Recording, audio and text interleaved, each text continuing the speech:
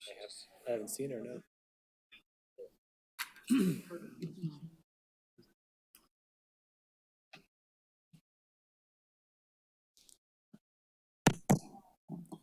Good evening, everyone. It is 6 p.m. on February 18th, 2025. We will call this regular meeting of the Township Board of the Charter Township of Meridian to order.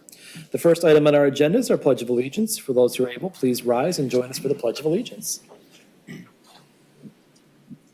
I pledge allegiance to the flag of the United States of America and to the republic for which it stands, one nation, under God, indivisible, with liberty and justice for all.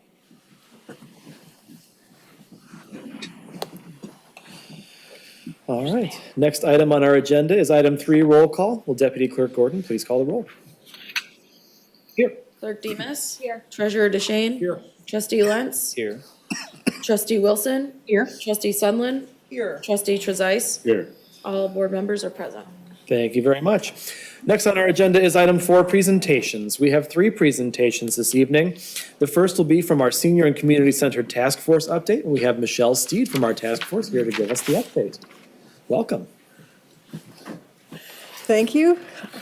I appreciate the opportunity to serve, and our task force has received excellent support from our staff and wonderful input from our community partners who are real stakeholders in this. In our last report, we gave an overview of the needs assessment, provided some soft costs of estimates that are roughly $25 a square foot for staffing and operational costs, and then roughly $400 a square foot for construction. At our task force meeting in January, we reviewed 4 concept plans that reflected the programming suggested in the needs assessment, along with some estimated construction costs based on other projects that have been recently completed in Michigan. And this is what we got from Progressive. 4 options: a standalone senior center, a standalone senior center with a gym, a combined senior and community center with a shared gym, and then a combined senior and community center with 2 gyms, essentially combining options 2 and 3.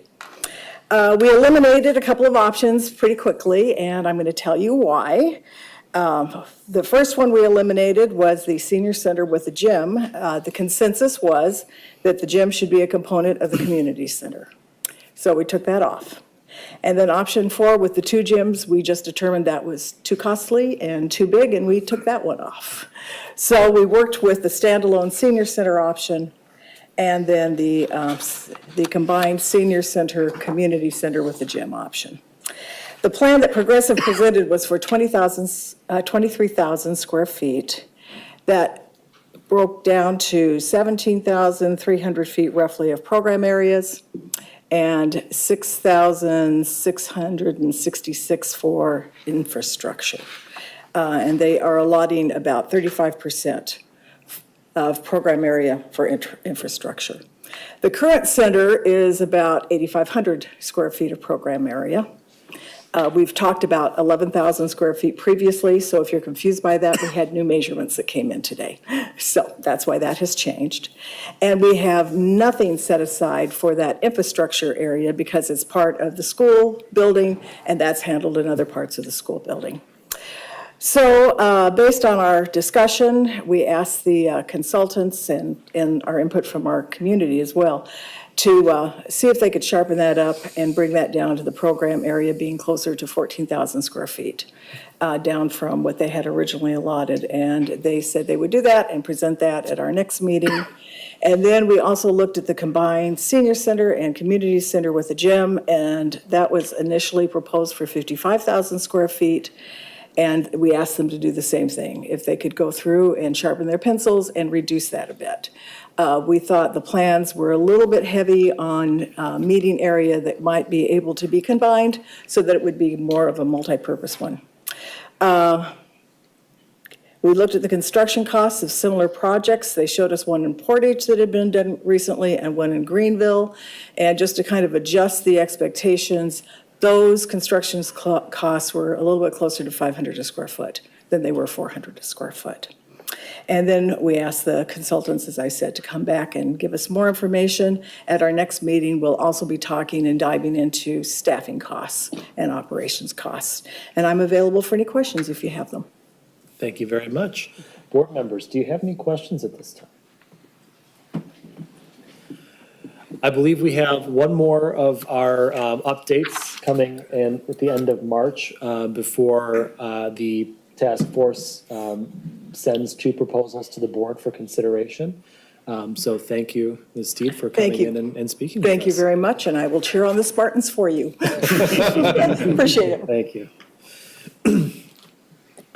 Next on our agenda is item 4B, the 2025 Local Roads Program presentation. And for this, we have Deputy Manager Dan Offsmer. Good evening, Supervisor Hendrickson and board members.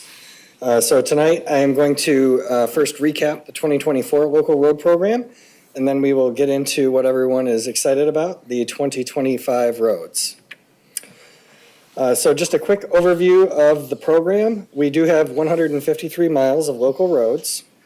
2025 will be the 6th year of construction under the new millage, which was approved by voters in August of 2019. And just to remind everyone, our goal at the outset, when we put the program together in 2019, was to achieve an average PACER rating or pavement rating of an 8 on a 1 to 10 scale. So an 8 would be the upper echelon of the roads that are rated in good condition. Just to kind of recap the progress that we have made on our PACER ratings. In blue, you will see our goal or our targets, and in orange, you will see the actual. So when we started the program, or when we put the program together in 2019, we were at a PACER rating of 4.48. And at the end or the conclusion of the 2025 program, we believe we would arrive at a 5.99 PACER rating. Still slightly below our goal or our benchmark. Reason being, as we've discussed in years prior, we did get hit with fairly high inflation, largely due to the pandemic and due to the influx of federal funding for infrastructure. Specifically, our asphalt prices in our contracts went from approximately $60 to $65 per ton to $90 to $110 per ton from 2021 to 2022. Since then, we have seen prices pretty much flat, and in the most recent bids that we received, our pricing was 85 to 90. So we saw a slight decrease in our most recent bid prices. And still, we are shooting or targeting about a 6.5 to a 7 PACER rating, which is exceptional. You'd be hard-pressed to find a community with local roads rated that high.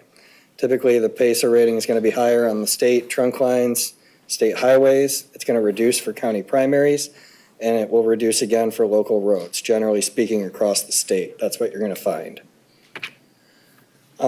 Just a recap of the treatments that we did in 2024. We had 6.32 miles of roads that were reconstructed, 13.39 miles of crack fill, which will be completed in 2025, and then 13.05 miles of asphalt rejuvenator, 32.75 miles total.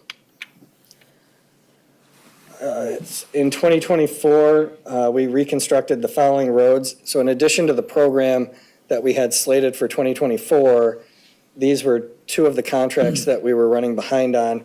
So 2023 contract work that was completed last year is the Randall, West Reynolds, East Reynolds neighborhood on the north side of Lake Lansing.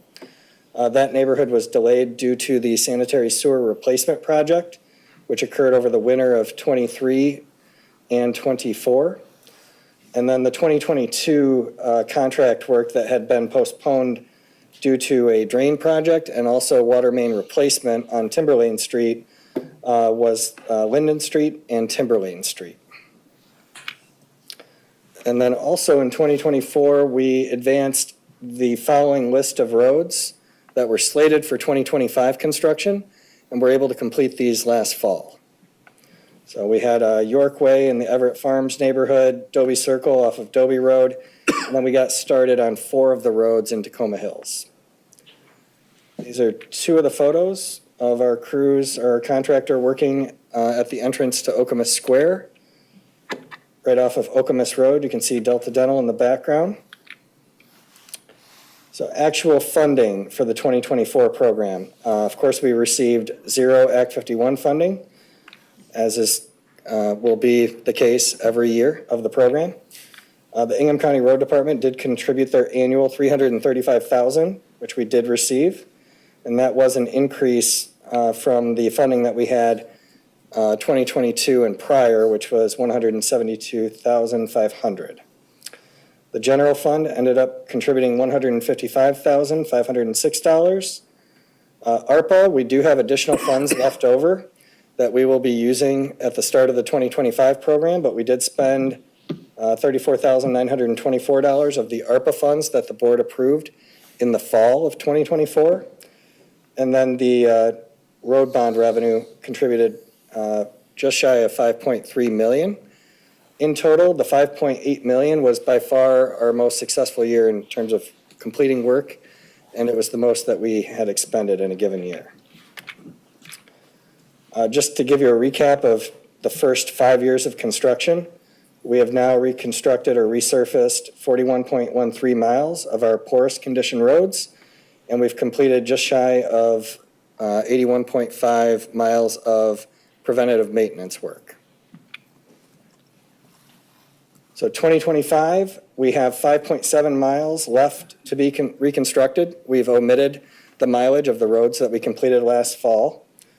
We have 14.59 miles of rejuvenator treatments.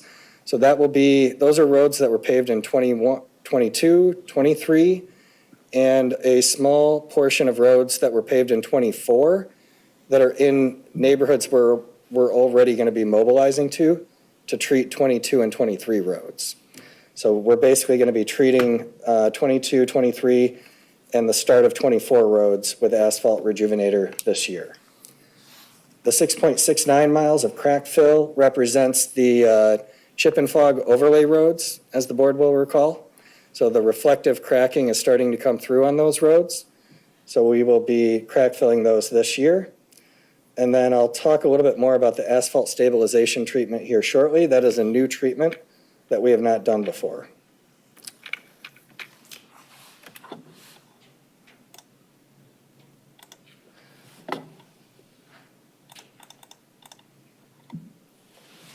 So this is the 2025 program. This is the north half of the township. The roads in blue are the ones that we are going to do. Those are the curb and gutter roads that will be reconstructed. So I'm going to start by highlighting Lac de Mont and the Everett Farms neighborhood. This will be our last year paving in Everett Farms. We will have completed the neighborhood at the conclusion of 2025. The green roads are the roads that are going to be crack filled. So these were two of the roads that received chip and fog overlay paving in 2023. Lac de Mont is a road that has been settling over time. We're actually going to be performing a cement stabilization under that road due to the aggregate base. Tyhart Road is another one of our paving projects. So the purple or pink colors that you see represent the roads, the ditch roads that are going to be reconstructed. And this yellow segment of Tyhart Road from Cornell Road to essentially the entrance to Georgetown, this is an existing gravel portion of Tyhart Road. And so what we're proposing, the Ingham County Road Department is requiring a higher road design, standard of road design for roads that have higher daily traffic volumes. So Tyhart Road, think Towner Road, Cornell Road, roads like that. In lieu of paving a thicker road, what we're proposing to do and what the road department has agreed to is we're going to perform an asphalt stabilization to the aggregate base beneath Tyhart Road. So basically we're going to mix in liquid asphalt as we reshape and grade that road. So the existing road will be crushed, then we'll mix in the liquid asphalt to that existing aggregate base, which we're adding to when we crush the road. But we're going to extend that asphalt stabilization out to Cornell Road. This segment of roadway receives a lot of complaints due to its condition. And also the history with that segment, millings were put on it when they were too hot and they binded back together. So it kind of made a pseudo paved road. By performing this treatment, we're going to break those millings back up, asphalt stabilize it, and we'll produce a road that's basically in between a paved road and a gravel road in terms of its ride quality. Again, this is the first time that we have performed such a treatment, but we're very excited about it, and we do believe it will be well received by the public. We have a question from Treasurer. Yes, was this also done on North Van Atta Road a few years back on some of those areas of Van Atta that were not paved? The historical context they just gave on Tyhart Road would apply to Van Atta. They took millings that were really hot, and I believe it was a hot day when they put them down, and those millings, instead of being cold millings where it's loose like gravel, they binded back together and kind of made a pseudo paved surface. So yeah, the gravel portion at the S curve on Van Atta, a very similar thing occurred there. So if this is something that we receive positive feedback from the community on, this is something that we would look at expanding. And we're getting economy of scale because we're already going to asphalt stabilize under Tyhart Road because of the average daily traffic volume that Tyhart receives.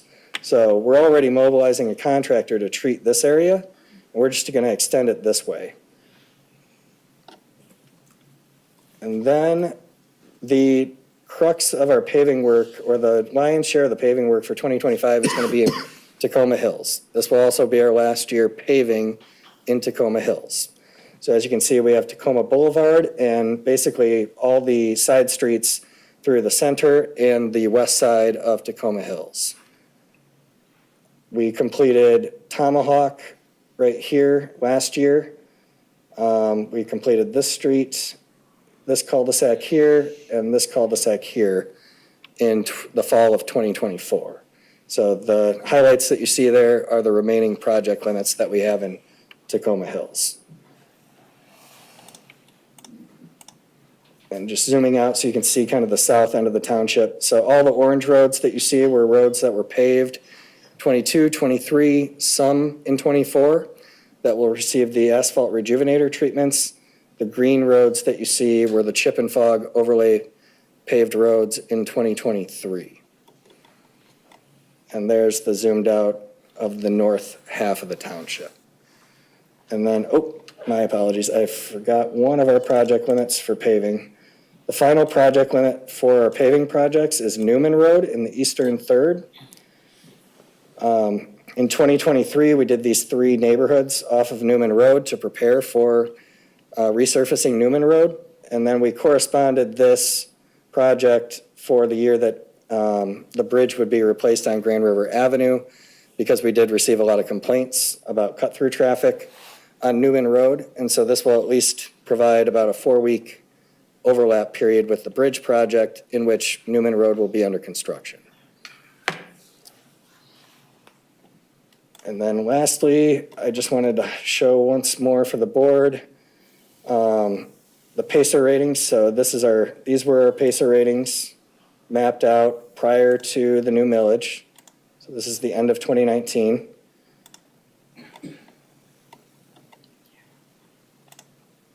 And then these are the PACER ratings post-2024 construction, just so you can kind of see the contrast that the program has had.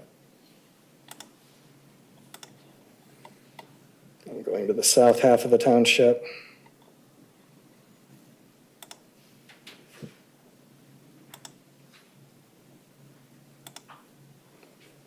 And with that, I would be more than happy to answer any questions that you have. I had a couple. The PACER rating that you presented at the beginning, does that incorporate the county and state roads in it, or is this just specifically our local roads? Just specifically our local roads. Okay. Got it, because that would obviously bump things up since we've had a couple of big projects on Grand River over the last couple of years, so. Yep. Also, just so for posterity's sake, the 2024 number appears to be listed as 6.71, but I think it's in the place of 5.71. It is, that's a typo. And I so, have to manually add those to the top of the bar graph. Thank you for catching that. and so that 2024 number represents where we are at the end of the 2024 year. Yes, correct. And then the 2025 is basically where we project to be at the end of 2025. Correct. Got it. Thank you. Board members, any other questions? Treasurer DeShane. Thank you. First, would you go over again the process for picking the roads that are paved each year, what that involves, and who's involved in that process? Yes, so it would be our township engineer, our project engineers, and myself, and our two engineering firms. We have one engineering firm that deals with all of our roads with curb and gutter. We have another engineering firm that deals with all of our resurfacing projects on ditch roads. It's a wide variety. So generally speaking, we're looking at the 2019 PACER ratings, and we're looking for areas where we can find a lot of red in contiguous areas. So we're looking at roads that were rated as being in poor condition prior to the new millage. We're looking for large contiguous areas so we can get good economy of scale, hence the work in Tacoma Hills, or hence the work that we've done in Okemos Square, Sundance Estates, and Huron Creek.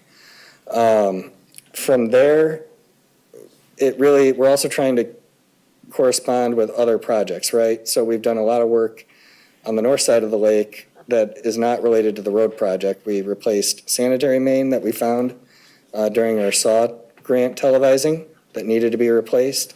And we're also replacing that lift station. So sometimes we're also picking projects where we have poorly rated roads, but we also have other assets and infrastructure that need to be replaced as well. Another example, we're also staggering them too, right? So Newman Road, we had to prepare by making sure that we resurfaced Country Drive, chipping Camden, and I forget the third cul-de-sac off of it. As one could surmise, clearly we're preparing for Hewlett Road because we've addressed all of the roads off of Hewlett Road. Generally speaking, we're also trying to work back to front. So we're trying to work at the back of the neighborhood and the cul-de-sacs, and then work towards the front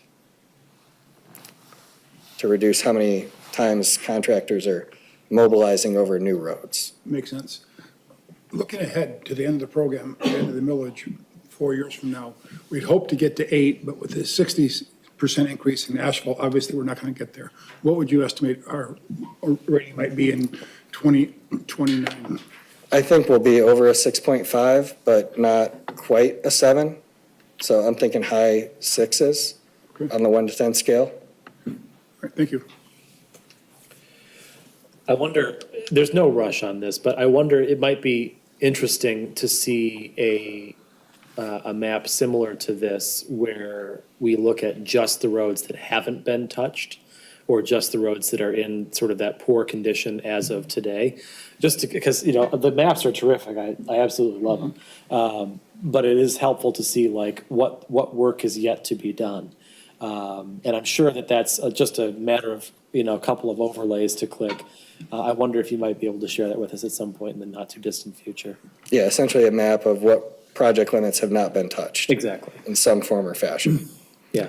And that just gives us a sense of sort of, from our perspective, we can see on the map where we have yet to be. Yep, And that just is an interesting data point, I think. absolutely. Thank you. Trustee Lentz. Thank you. Chance, I might just not have understood your adjective use, but when we were talking about Tyhart Road, you had mentioned Ingham County likes a higher rating depending on usage. Are you saying that the rating expectation has increased over the years, or are you saying because there are 200 people that drive on that a day, it needs to be higher than a road that has 50 drivers a day? Just was curious. Yep, so what the road department is stating is that on a road like Tyhart or Towner that has higher average daily traffic volume, they would typically require us to pave a 5-inch thick road.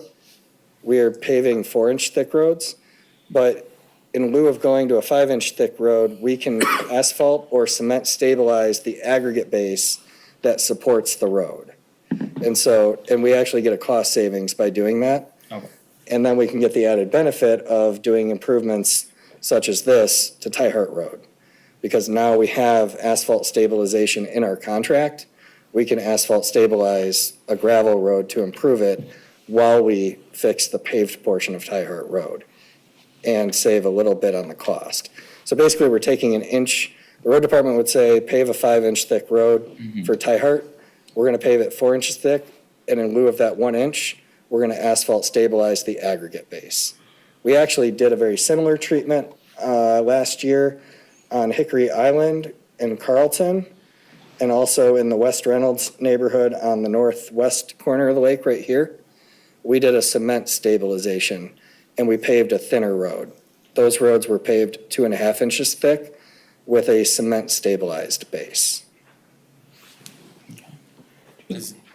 Does that reduce the overall capacity of the road for like heavy trucks or a potential deterioration? That's what the road design is. Okay. It's designed to show you how much traffic volume it can handle and what size of vehicles at what volume. Okay. So basically, this road had the same road design, even though it's only 2.5 inches thick.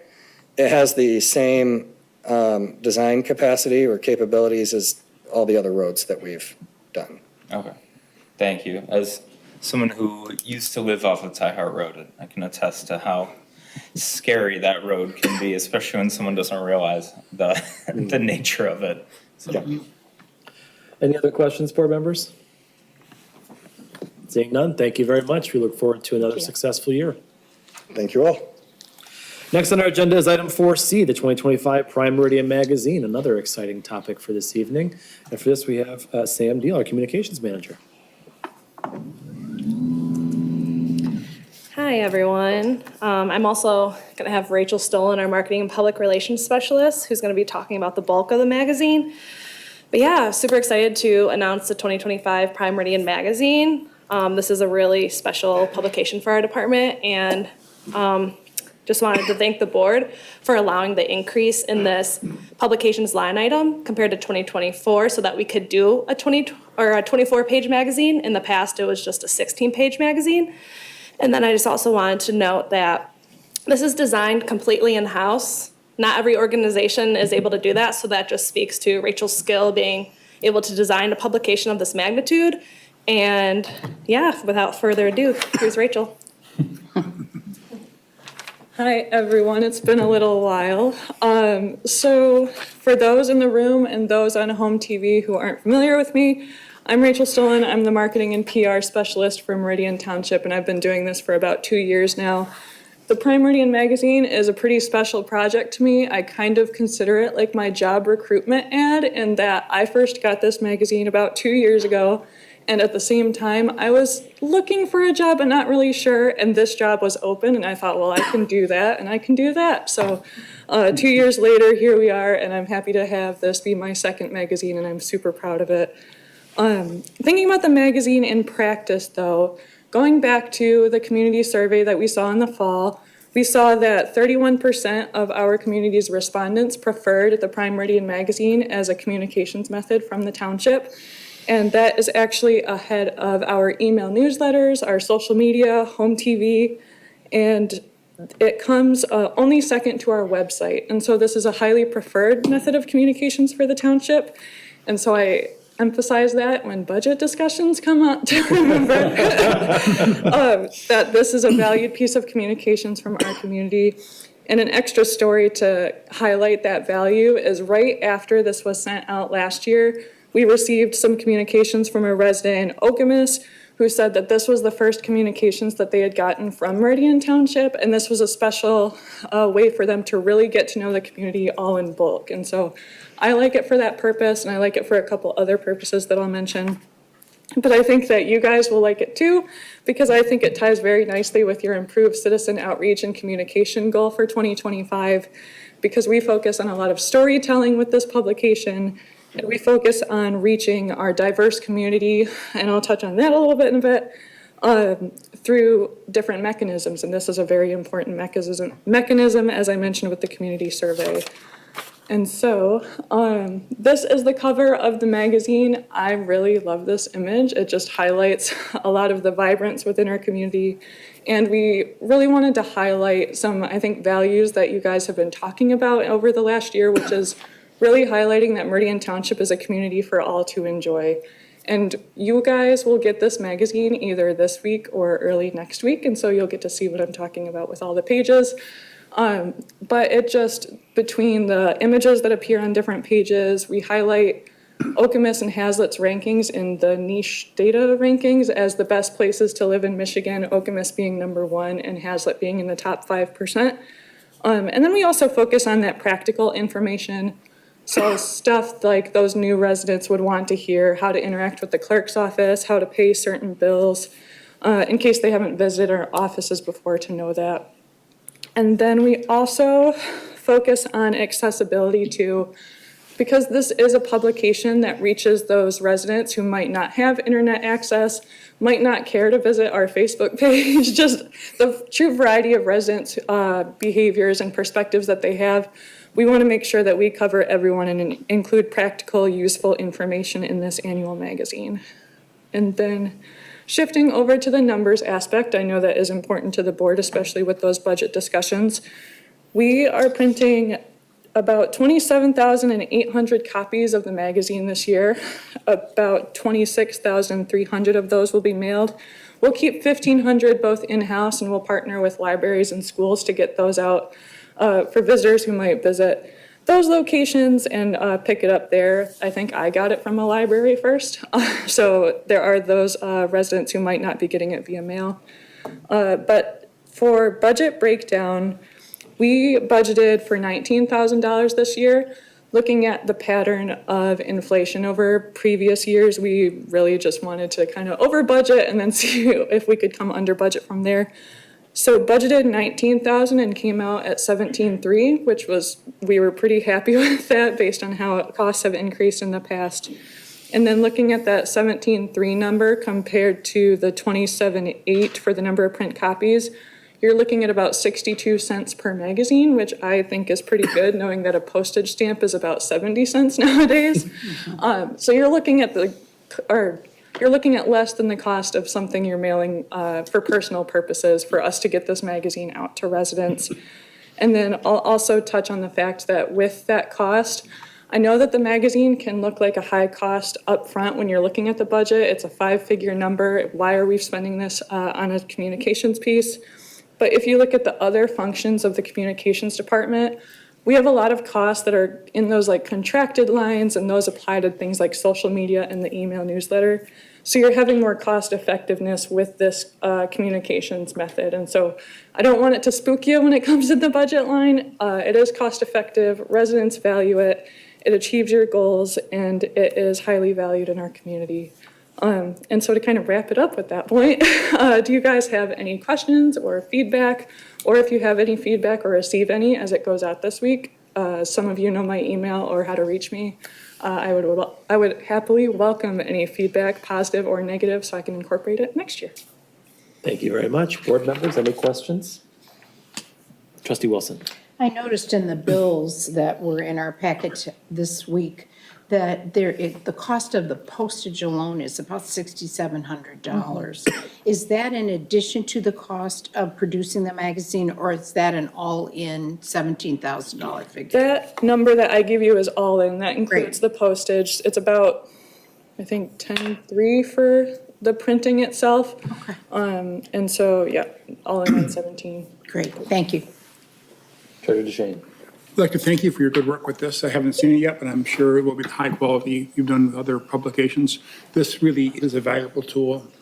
It's great to show off and give it to people. Here's our township. And it reflects the other work you've done for other departments, including my own. So we're lucky to have your talent and your passion for the township on board. And please keep on doing it. Yeah, thank you. Thank you. Any other board members? I think I see clerk. Clerk Lewis. Yeah, I think this magazine looks really great. Thank you so much for all your hard work. Just a quick question. You mentioned not all residents may receive this. Can you touch more about that process and how that's decided? I know going through the way that the postage is done with Allegra Printing, they do every door direct mail, and so that's just catching every door on postage routes. But I know some residents have said it just hasn't reached their mailbox or something. So maybe that's just a thing on the postage route.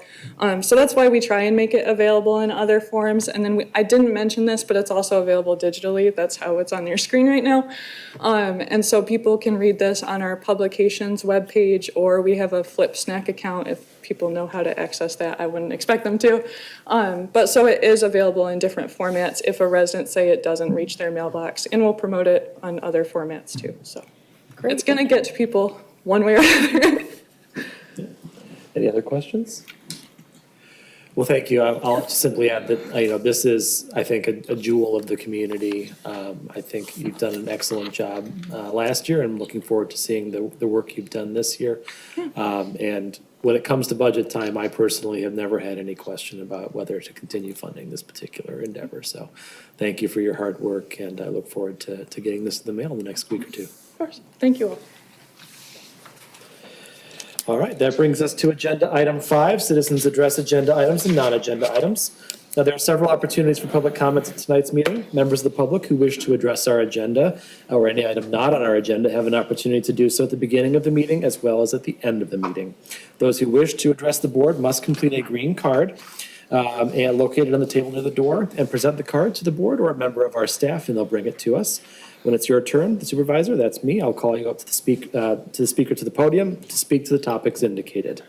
While it's not required, it's helpful for the sake of our meeting minutes if you provide your name and address for the record at the beginning of your remarks.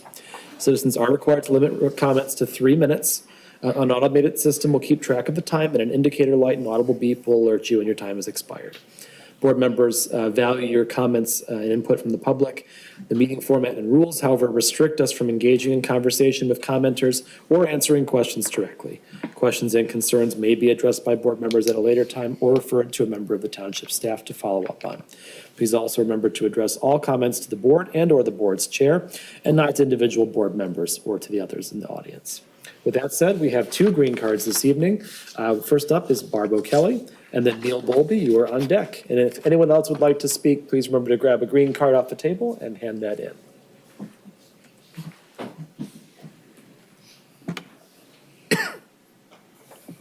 Thank you, Supervisor Henderson. Thank you, Board.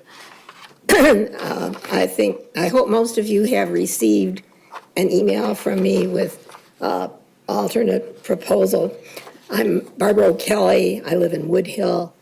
Excuse me, and I'm on the advisory board of the current Meridian Senior Center. There are 3 things I'd like to address. The first one is, I'm sorry Michelle Steed is not still here. She mentioned the new measurement of 7,500 square feet. That is because the school board has taken back about 1,100 square feet of our space for activities needed first for the, because of COVID, because they needed to reduce some of the crowding in a schoolroom. And secondly, because of the construction, they needed some additional office space.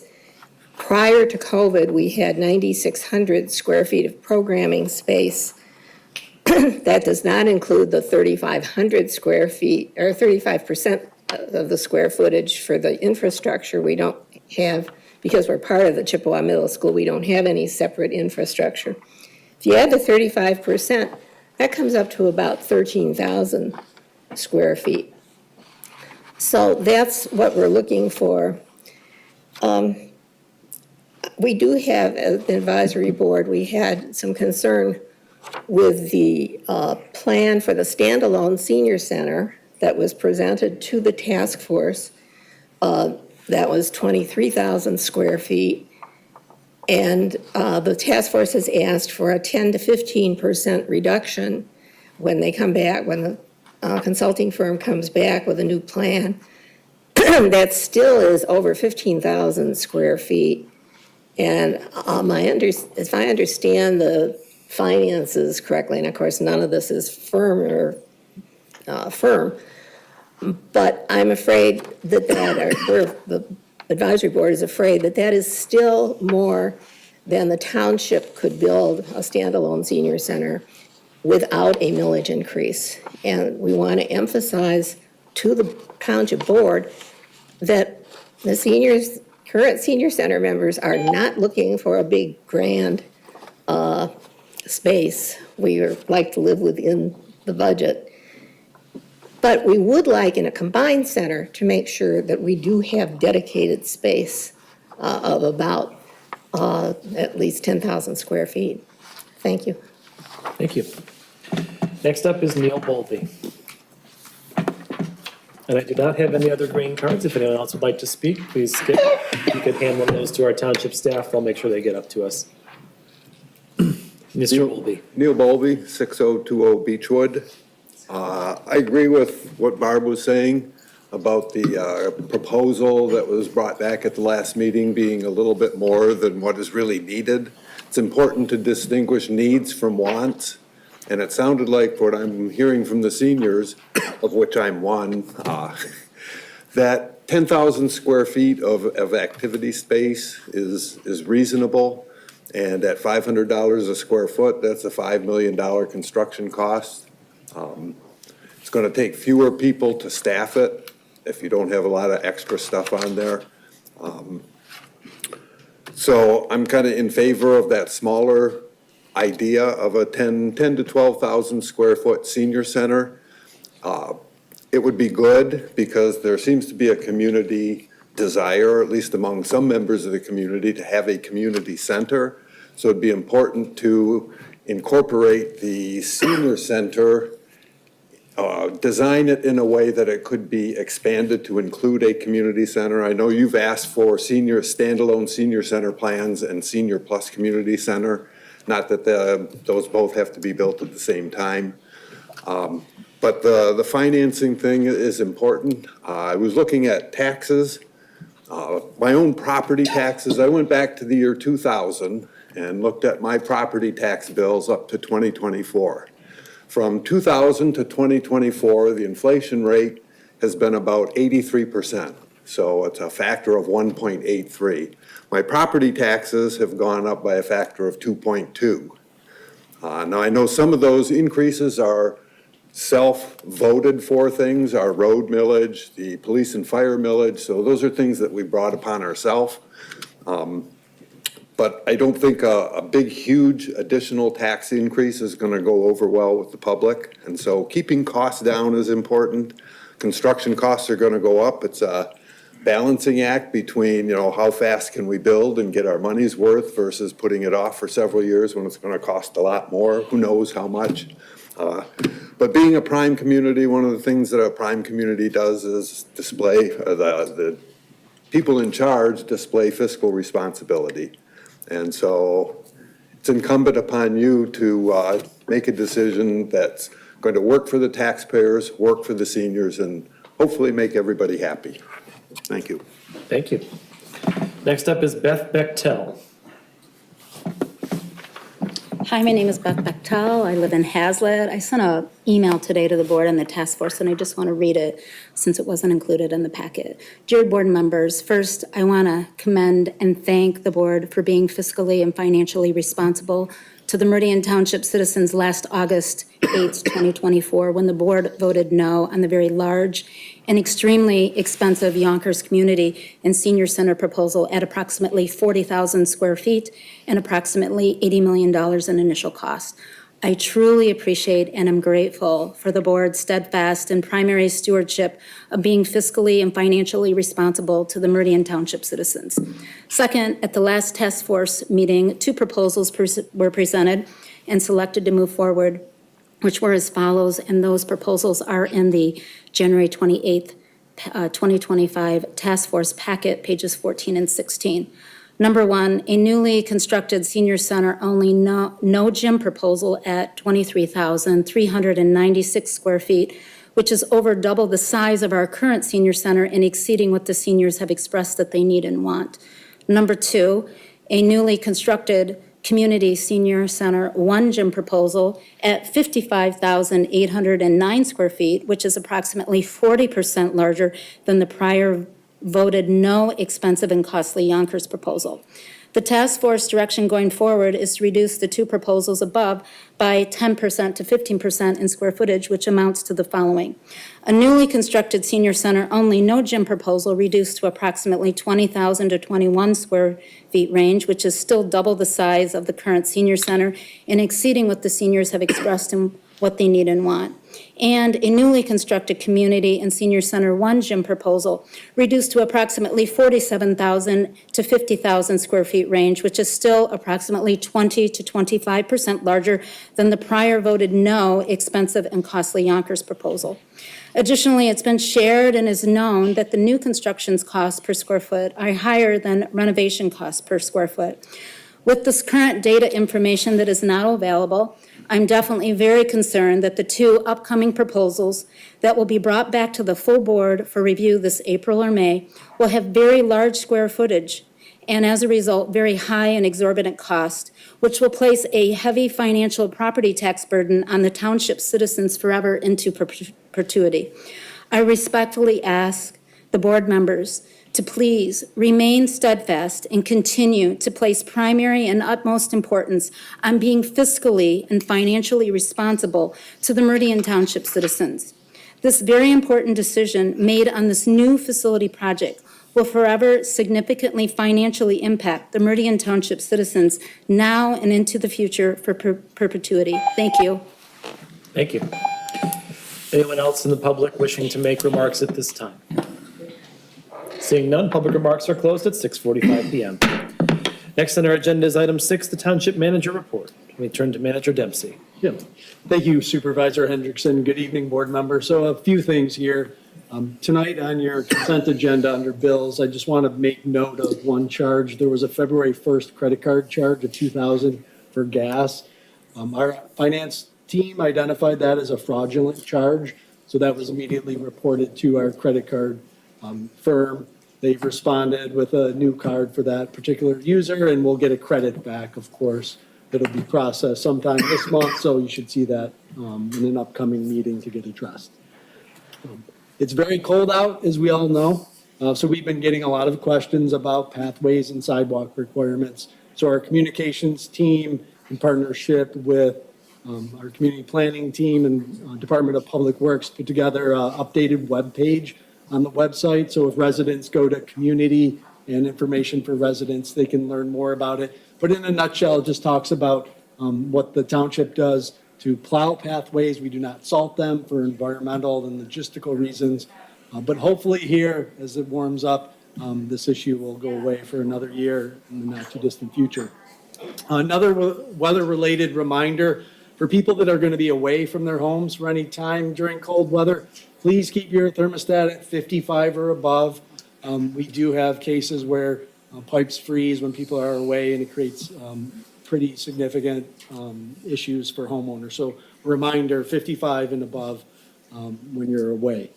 A couple other things with the township. We are hiring a number of positions. We encourage residents to take a look at our website under the careers page for anybody that might be interested or know somebody looking for opportunities.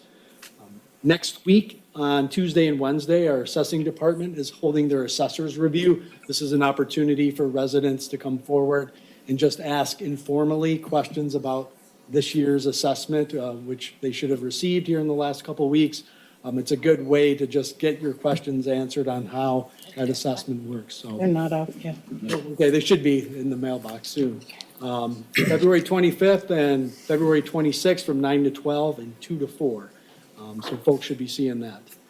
And then just some fun events this weekend, a lot of activities on Saturday, from the ice fishing derby at the Central Park South Park from 9 to noon for kids, ice skating party that evening at the Market Square on the Green. That's from 6 to 8:30 in the evening, and then out at Harris Nature Center, all about owls from 7 to 8. So if anybody says they don't have anything to do on these cold winter weekends, I defy them to come here and not find something that could entertain them and their children. So that's all I have this evening. Thank you. Terrific. Board members, any questions? Thank you very much for your report. Next up on our agenda is item 7, board member reports of activities and announcements. Any board members with reports this evening?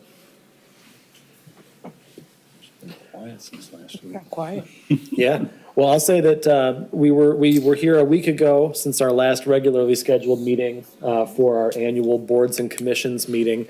This is a meeting where our volunteers who lead many of the boards and commissions come and give an annual report to the board about their activities that they've been up to.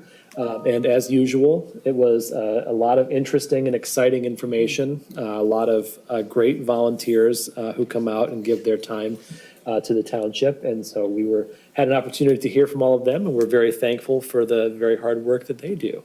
And I'll piggyback off of Manager Dempsey to say that if full-time employment isn't what you're looking for at this moment, but you do want to give some time to the township, your community that you live in, we do have a number of vacancies and openings on our boards and commissions.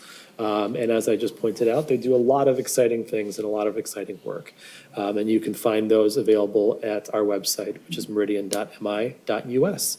So please come on over and fill out an application, and we'll get you onto one of those boards. I think many of us sitting up at the dais today have spent time probably before or during our time as board members on these boards and commissions. And it's a great way to get involved in your local community. So please take a look at that. Any other reports or activities? Seeing none, we'll move on then to agenda item 8, approval of the agenda. Do we have a motion to approve the agenda this evening? Trustee Trezise. I move to approve the agenda as presented. Support. Supported by Trustee Wilson. Any discussion on the agenda? Seeing none, all those in favor of the agenda, please say aye. Aye. Any opposed? And the motion carries. Next on our agenda is item 9, consent agenda. We have a number of items on our consent agenda this evening, including communications from the public, minutes from our February 4th regular township board meeting and our February 11th joint board and commission meeting, the bills as presented, the authorization of surplus property disposal, and an appointment of Manager Dempsey to the Brownfield Redevelopment Authority. Do we have any motions on the consent agenda this evening? Clerk Demas. I would like to propose an amendment to include Ms. Beth Betchel's email that was addressed to the board under the communications, under the consent agenda, because she did read it out during public comments. So I would like to include that. Just wanted to let people know that emails received to board@meridian.mi.us will be included in the board packet. We do gather them and on Thursday before the board meeting, end of the business day. So any communications that's received afterwards is typically included in the next packet, but I would like to propose that amendment. Would you like to make the motion with that amendment then? Yes. I move to approve and ratify the minutes of the regular meeting of February 4th, 2025, and special meeting of February 11th, 2025, with that amendment to include that email. Sorry, you meant the consent agenda, right? Not the minutes? Oh, yes, my apologies. Okay, all right, very good. So there's a motion for the consent agenda with the additional communication from Ms. Bechtel added. Is there a second? No, I have a question. So that would be included under communications? Under communications, yes. Thank you. Do we have a support for the motion on the consent agenda? Supported by Trustee Sunland. Any discussion on the consent agenda as amended? Trustee Trezise. I decided to be a nitpicker this time. I found a typo. It's on page, I can't see the page number, but it's on the Rifle Purchase Program 12C on the 4th. Page 4, yep. It's page 4 of the minutes. It says, if I can find it here, maximum of $3,000 on an interest fee basis rather than free. Interest-free loan. Very good. Would the motion maker consider a friendly amendment to update the minutes to correct the spelling on free? Okay, not in the affirmative. All right, we'll go ahead and accept that as a friendly amendment then. Any other discussion on the consent agenda? Seeing none, will Deputy Clerk Gordon please call the roll? Clerk Demas? Yes. Treasurer DeShane? Yes. Trustee Lentz? Yes. Trustee Sunland? Yes. Trustee Trezise? Yes. Trustee Wilson? Yes. Supervisor Hendrickson? Yes. Motion carries. Thank you very much. Next on the agenda is item 10, questions from the attorney. For the attorney, we have none. Hearings, we have none, number 11. And then we bring ourselves to item 12A, which is the prosecuting attorney contract renewal. And for this, we have Chief Grillo here to talk to us. We have seen this item before at our last meeting.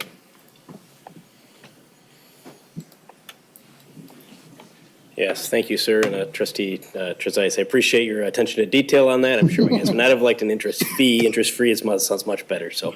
Yeah, we talked about this at the last board meeting regarding our contract that we have with the Harkness Law Firm.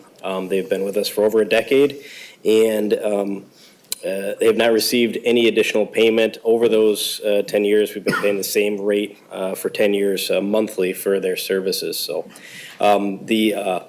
The new contract essentially extends our contract through to April of 2029 and also includes some much earned increases in our rates of pay throughout that time. Okay, thank you very much. I will point out also that Mr. Harkness did reach out to the board this afternoon to let us know that he had planned to be here, although due to the holiday, another community that he works with moved their board meeting to tonight as well. And he is, I guess, obligated by charter to be present at their board meetings, which is exciting for him. But he did indicate that, of course, he would like to be here to answer any questions, although in my opinion, we've asked him plenty of questions at our last meeting, but that will, if there are any that come up, we can always push this back, but this is for action this evening, so we will open the floor for any discussion on this. Trustee Trezise. I would make a motion to authorize the township attorney contract for the prosecution of specific crimes and other legal services in Meridian Township with the Harkness Law Firm. I believe we discussed this fully last time, and so I think it's ready for the motion. Okay. Support.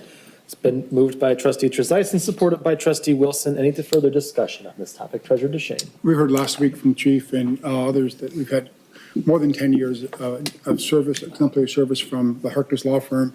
Your department seems to work hand in glove with them. It's a great fit, and we've gotten a real bargain up until this point. With no increase in 10 years, it's time to increase our payment to him for the exemplary service that he's done. And the increase is really not that much. After this year, it's like 3% per year. So we appreciate him keeping his rates moderate for us. And I will certainly support this motion.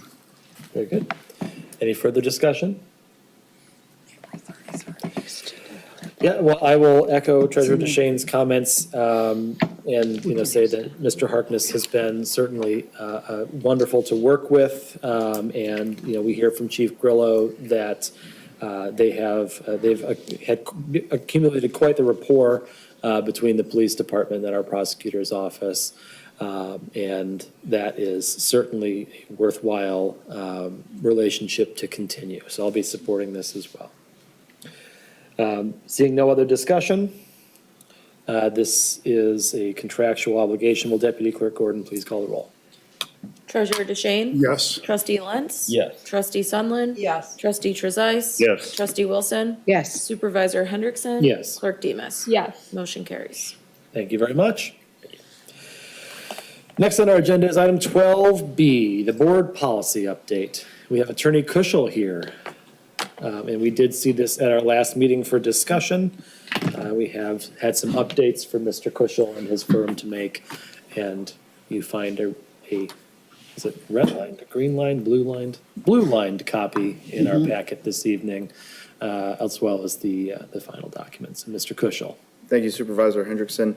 Exactly, as you summarized, we had our discussion at the last meeting and then took those comments, made further modifications consistent. So clarified the employment question on page 4. What we did there was note that the conflict of interest would only be triggered by regular employment, and then added a parenthetical that volunteering or irregular employment, which would be something like an election worker, would not be considered that regular employment category. So that I think really captures the intent of what the board is getting at there. We've removed some of the archaic language on page 5 with board governing style, cleaned up the parliamentarian section to what I heard the direction being, let's identify who the parliamentarian is and then clarify who's running the meeting if the parliamentarian isn't around, which would be the supervisor. And then page 12 on public comments, I just noticed there was redundancy in the language. So I removed those and then just kind of reorganized it. But then otherwise, there were just a few changes, style updates, removing the task force we discussed. So if there's any questions, I think the biggest areas would be whether we did capture the employment aspect to your satisfaction, if the board governing style was appropriately reframed into a more current language, and then any questions about either the parliamentarian or the public comment revisions. Okay, thank you very much. Board members, any discussion on this matter? Trustee Trezise. Yeah, I had a question on page 12, voting procedures.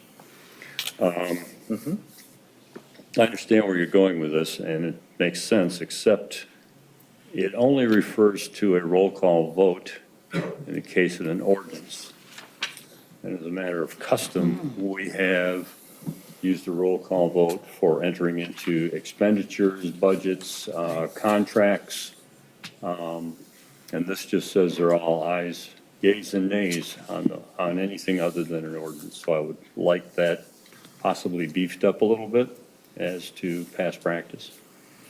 Yes, we certainly could clarify some of those additional roll call vote requirements. So for example, closed sessions require a roll call vote. And in the policy, we just say you enter closed session consistent with the Open Meetings Act. And if the Open Meeting Act or other statutes require a roll call vote, and they may, referring to them by name will satisfy that issue. It's just to let the board members as well as the public know that a roll call vote is for particular or important particular votes. Absolutely. Okay. Any other discussion? Well, as long as we're reopening it for that purpose. There was one other thing I noticed. This is on page 15 of the red line version. This is regarding vacancies for appointed positions. I noticed that. We have any number of vacancies at any given time on some of our boards and commissions, some of them likely to be statutory. And as much as we would love to have, a glut of applicants, there are occasions where we do not. And my concern is, we must do 45 days for elected office in the paragraph above. But in this case, I don't know that we are required by statute to fill those within 30 days. And I worry that a self-imposed requirement to do so may leave us with finding ourselves running afoul of our own policies inadvertently. And so I wonder if we could simply, add an if possible somewhere that we can give ourselves a little bit of wiggle room. I noticed that too, and also the next paragraph or section deals with procedures for vacancies on boards and commissions. And the question is, what is an appointed position if it's not on a board and commission?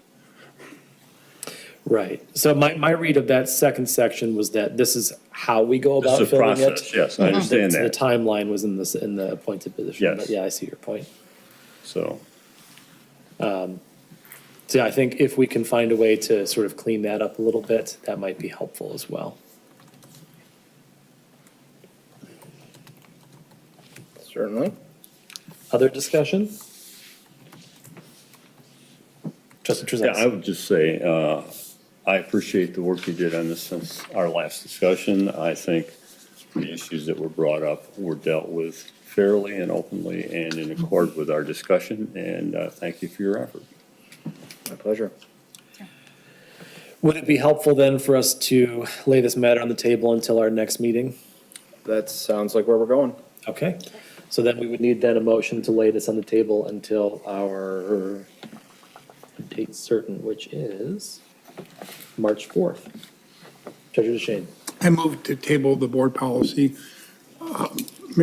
approval until our March 4th, 2025 meeting. It's been moved by Treasurer DeShane, supported by Trustee Sunland. Any, there's no discussion, it's non-debatable. All those in favor, please say aye. Aye. Any opposed? The motion carries.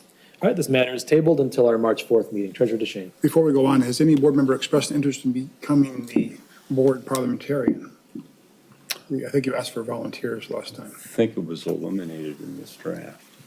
Yes, I think board members were eliminated as parliamentarian in this version of it. I missed that section. Yeah, Why did we do It that? just indicated that the township attorney was the parliamentarian, and if questions came up during the meeting, they would be decided by the supervisor. In consultation with the manager. Consultation with, yes. Right. Thank you. Which I think will work. There's never, it will. Okay. Next on our agenda is item 13A. This is up for discussion. We have Director Wazinski to tell us about the DNR grant application resolution. Good evening, Board. Manager Dempsey, I haven't seen you today. So this is not uncommon. We see these come through Parks and Rec before. This memo and resolution is for the approval to apply for the Michigan Department of Natural Resources Natural Resource Trust Fund grant. This trust fund grant application is proposed for the parcel located near the service center at 5280 Okemos Road. That parcel was purchased via land acquisition grant with the MDNR. And in that proposal was the idea that this would become a trail hub. So right now, we sit between, right where that's at, Phase 2, a pathway has opened, so we're seeing a lot more traffic on that pathway, which is fantastic, which also creates a lot more traffic up and down Okemos Road, too. So the idea of this trailhead where that location is nearly ideal, right next to the Phase 2 opening of the pathway. But it also is about 1 mile from Marketplace on the Green, which has similar amenities, and about 1.3 miles to the proposed trailhead at the new Hazlet Village Square. So it gives us a pretty good distance, but it connects us to that entire regional trail and pathway system. In May of '22, the house was demolished from that parcel, as well as the water and sewer were cut and capped. So what we're asking, that the parcel located at 5280 Okemos Road, which is about 1.86 acres, between the interurban trail and the MSU to Lake Lansing pathway. As a result of the new pathway, there's been an increase in resident usage. And this would be an ideal spot for a trailhead.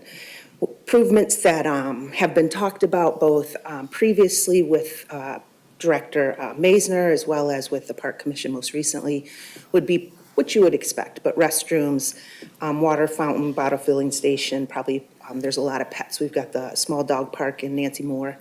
So with a pet water station as well, bike repair station, and bike parking, as well as paved parking for folks to actually to park there and get on the pathway from there. Some shade structures, however, there's some really great large trees on that property. And I'd like to use that as our main source of shade, if you will. So I want to kind of work off of that. I have to have the engineers and architects can take a look at it, but our staff has, and Deputy Manager Obsimer.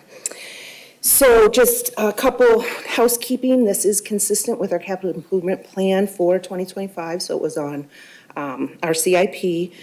We did budget $150,000 this year for that project, one being engineering. about 50,000. And if we apply for the whole 400,000, which I would expect we would do, we need $100,000 match to that grant. So it's a 25% match. Deadline for funding is April 1st, so it's coming up quickly. But I've got to put a team together, and grant writing can be that love-hate thing, right? It's a lot of work, but you become really good friends generally afterwards. You spend so much time together. And most importantly, Park Commission has unanimously approved this proposal and this resolution. And that's what I have, if you have any questions. Board members, any questions? Trustee Wilson.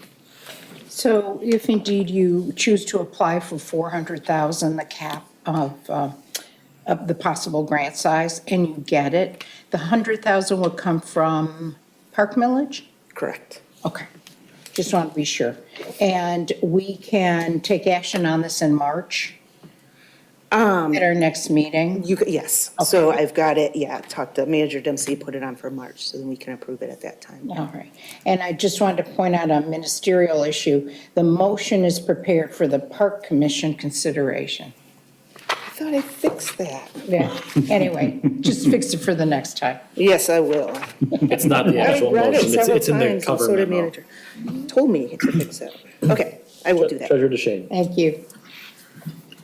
Director Wazinski, does the DNR grant, trust fund grants typically all or nothing, or do they ever give applicants part of what they're asking for? And if they give us half of what we're asking for, is there a plan for a modified trailhead? You know, this will be my first DNR grant. So with my grant experience, yes, there's negotiations generally, what funding is available, what the grantor feels that is, appropriate. Generally has to do with budget, right? I want everybody to have something. So I'm not familiar with this one, but I can find that out. And if we had, let's say we got half, 200,000, I think we'd have to just reduce amenities and write another grant. So one thing to that point, Treasurer, is that I've spoke with our grant coordinator at DNR, kind of go over this project with him. And you get significantly extra points when you're working on a trust fund project already. So the good thing is that is already a trust fund project. We're going to get significant points for that. What Meridian generally scores lower in is our AMI, or our area median income, is generally higher than other folks that are applying. But they have changed the scoring system this year. I won't go into those details, but the main concept is they will be using census tract information as opposed to full township information. So the AMI might change given where that property location is. Trustee Lentz. I have a couple of questions. One, you mentioned 150,000, so that was for 2025, correct? So Yes. if we apply for, get the full amount, 100,000 is the 25% match, does that mean that we would then only have 50,000 to designate to other projects, or am I combining funds that shouldn't be combined? No, you're asking very good questions. So the 50,000, so none of the costs can be assumed with the grant until that grant is awarded, right? And that won't be until October. So the 50,000 allows us to do some pre-engineering so we know what to ask for within that grant. So it takes some landscape architecture and some engineering. So probably won't spend the whole 50, and if that's the case, yes, we would go to the Park Commission and say, hey, can we do extra at Marshall Park, or whatever might come up. Gotcha. And the second question is, with the announcement in October of 25, do you have any sense as to what kind of timeline until, that first bike rider can fix their bike there, or thirsty dog, or is that too hard to predict out that is far in hard, but advance? I mean, generally within construction, you're not breaking ground till the following year, right? So the largest piece will be the bathroom facility. But we'll also have to think about our entrance and exit now that we have the new pathway and road commission. So there might be some obstacles, but the sooner the better. Yeah, no, I've spoken with a number of residents in Meridian who, Oh, they're appreciate our bike paths, and this would only aid in, making us all a bit less car dependent, so, thank you. So digging into the Wayback Machine, there may have been a conceptual drawing of something with this property in the past that we've seen. Is there a plan, does this include a plan to rework the entrance to Nancy Moore Park that does not go by the service center, but does go directly onto Okemos Road? Or did that get scrapped for some reason? That's still up for discussion, yeah. And I think the road commission will have, that will play a part into where that entrance and exit is at, yeah. As I recall, they were not too pleased with us with us putting the exit from the park so close to the tracks, the railroad tracks. But maybe I'm misremembering. But the idea that you don't have to turn onto Gaylord C. Smith and then go past the whole building to get back there would have been an Right. exciting, possibility. But it's a nice to have, not a must have. I remember some of that conversation. I'll look up the notes, and I'm actually meeting with Luann tomorrow. Okay, thank you. Yeah. Any further discussion? Trustee Wilson. Yeah, just say, I think this is a win-win for everyone. Why wouldn't we apply for this? It's a valuable project, equidistant from the other two trailheads. It makes perfect sense, so I'll certainly be supporting this. Thank you so much. Appreciate it. All right, then we'll see you back at our next meeting. Next up is item 13B, MDOT extended work hours. I got my tongue tied today. For this, we have Deputy Township Manager Dan Ofsemer. Thank you Supervisor Hendrickson and board members. Good evening again. So as you are aware, we have yet another challenging bridge project inside the township's limits. And as you will recall from the Okemos Road Bridge project, we did waive construction hours in a limited manner for that project as well. This was actually a request of the board, so before you this evening, I have a narrow proposal to look at expanding our construction hours under the Code of Ordinances just slightly. So just to remind you all, the Code of Ordinances restricts construction to 7 a.m. to 7 p.m., Monday through Saturday. No construction on holidays, and there is a narrow exception if you can achieve a minimal noise to the adjacent residential properties to work 7 to 9 p.m. That last item is not really an equation here. We do have about 5 or 6 properties that are in very close proximity to this construction site, even immediately adjacent. So if the board does desire to expand construction hours for this project, what I would recommend is looking at expanding to include Sundays, 7 a.m. to 7 p.m., no construction on holidays. I don't suspect that MDOT will make use of those Sunday hours very often, but it could come in handy if we have a wet season and they end up having more days that are rained out than they would anticipate. They were pretty candid in expressing that they probably wouldn't use it very often. So we'd probably be looking at 1 to 5 instances over the course of the project where Sunday hours would be utilized. And just to remind the board, the contract calls for substantial completion and opening of the bridge to traffic in December. But with all projects, there are a lot of moving pieces and targets. So generally speaking, we're telling the public by the end of February 2026 is when we should all anticipate the bridge opening. The good news is we did not have utility conflicts delay the initial construction like we did with the Okemos Road Bridge project. And we also have no drains in the vicinity of this project, which also caused some delays during the Okemos Road Bridge project. So everything does look good. That's a general overview, and I'm happy to answer any questions the board may have. Thank you, Deputy Manager Opsemer. And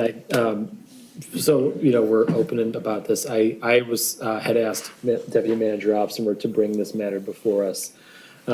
Obviously, we have a history with bridge projects that have taken a little longer than we anticipated. Again, not our project. Neither of them are our project. But waiving our own ordinance to allow them to work additional hours on the weekends, to me, seems like a relatively light lift for this board. And if we even gain a work week worth of days, to me, it seems like a worthwhile pursuit. And we really, costs us nothing to allow them to do this except for, possible noise pollution for the surrounding residents. And I suspect that if you asked them if they would give up, a loud couple of Sundays to have their bridge open again, they'd probably tell you that's a worthwhile bargain. So anyway, I had asked Deputy Manager Officer to bring this in front of us. Again, it's a relatively narrow opening, and they've said that they're likely to use it only on very rare occasions. But I wanted to add that context so that we had that before we began our discussion. Trustee Wilson. Dan, we extended the hours for working for the Okemos Road project also. Was it 7 to 7? That's what I recall. I went back and I modified this exact cover memorandum from Yeah. that project, and I don't recall right off the top of my head, so I would want to consult our records to be certain. But with that project, we only had one single-family house that was essentially within the project limits, and that's the home that now has a driveway off of the service drive into Ferguson Park. So that was a little bit different in nature. I can't recall exactly. I recall, did. so I live 4 blocks. I'm the closest board member to that project, which was painfully long. But those extended hours did not interrupt the activities of the neighborhood. I was on the homeowners board at the time. We got no complaints because everybody wanted the bridge done. So I think this is a similar situation, and speed is of the essence. Let's give them this extra time.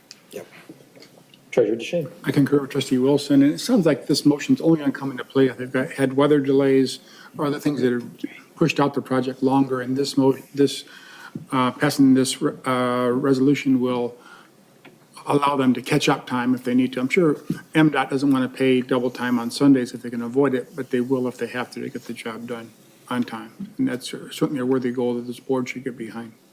Glad you brought this to us. Trustee Trezise. I also agree. Anything we can do to get this bridge opened up as soon as possible, given the detours and the long road around it, is to our residents' benefit. And this seems like a minor change. It's not going to go until midnight or 2 in the morning. It's just during the day and early evening on Sunday. So I would support this also. Other board members? See a general consensus of support, so we'll see you back at our next meeting. Thank you so much. Thank you. Last but not least, Chief Hamel, talking about our annual emergency management plan update. Yes, Supervisor, thank you, Board. The annual update, we're a little late this year, basically because it's name changes, and we wanted to wait for our new boss to come so we could put his name in. And so basically, as it says, there's some updates in regards to key positions, names, population. We switched out from Everbridge and went to Rave. And additionally, just to remind you what this plan did in 2020, when we put it in place, you adopted it. We did a resolution to name Ingham County as our emergency management people. And so how that worked is this document is required by Act 2 or by Publication 204. So we have access to a disaster federal money and or state money, which is considered Section 19 money. And just so you're aware, we actually used this in 2023 when we had the August storm, and we just received some reimbursement for debris removal, a little over $30,000 from Section 19 money. Without that, it wouldn't have been possible. So really, this is just the annual update, name changes, things like that. Supervisor's name was put in it, things like that. So any questions you have, I will be happy to entertain. Board members, any discussion on this topic? Treasurer DeShane. Under your vulnerable populations, you list. Which page, I'm sorry? Sorry, page 35? Yes, sir.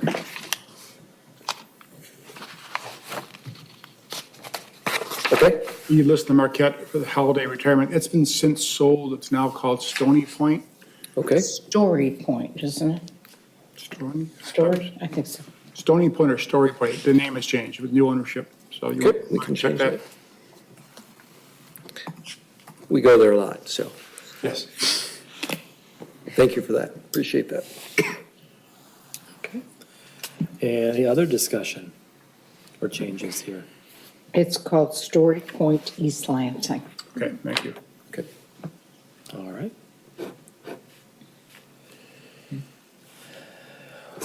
Pretty straightforward. Well, yeah, this seems like a relatively simple revision to the document. I saw no major issues going through it. So thank you for, continuing to keep up on this. God forbid we have disasters that we need this for, but sometimes occasionally we do, and it's nice to have things ready and have plans in place in case of the unexpected, which sometimes does still happen. So I see I have a role to play now. I get to declare states of emergency if needed, so we'll try to keep that to a minimum. All right, any further discussion? We'll see you back at our next meeting. All right, thank you, guys. Appreciate it. Next item on our agenda is item 14, comments from the public. We seem to have lost most of our public. Would you like to make a comment?